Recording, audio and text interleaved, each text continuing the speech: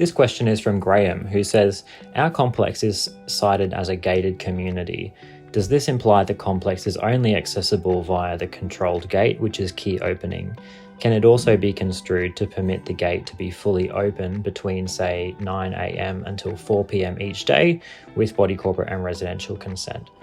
So I think it's important to know that any description of a complex, so gated community, villa, secure complex, those are all effectively meaningless terms. They don't have a meaning under the body corporate legislation.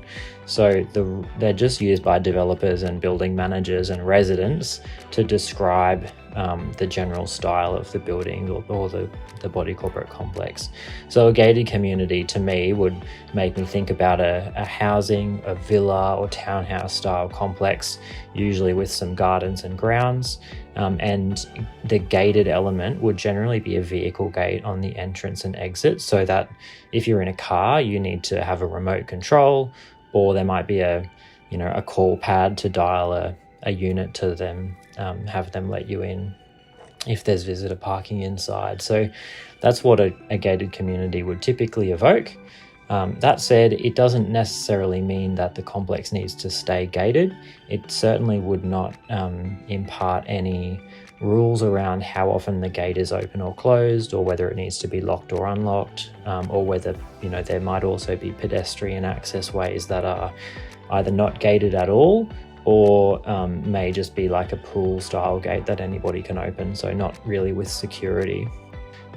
If it's currently gated and the body corporate is considering either leaving the gate open during the day just so that it's sort of easier to get in and out, or potentially taking the gate away, so maybe because of maintenance costs of maintaining a gate that's aging, those would be decisions that the body corporate could make at a body corporate level. So if the body corporate is considering removing a gate from a gated complex, that would generally need to go to an AGM or an EGM and be a decision of owners. If it's a matter of leaving the gate open for certain hours so that it's not maybe opening and closing really often and causing wear and tear on the gate or the motor, that might be a committee level decision, because at any time that decision could then be changed and the gate could be sort of closed again. So there's no inherent rules around gates. The only caveat to that statement is that often the local council will have rules around gates.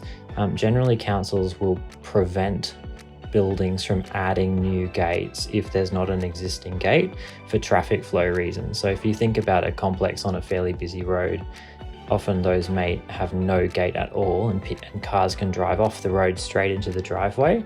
If you installed a gate there and someone was, fumbling around for their remote control in their glove box, and they were sitting at the gate, it may cause traffic to build up onto the main road. So often complexes on main roads either don't have a gate at all, or they have a fairly long driveway, so cars can sort of wait for the gate to open but not be on the council street.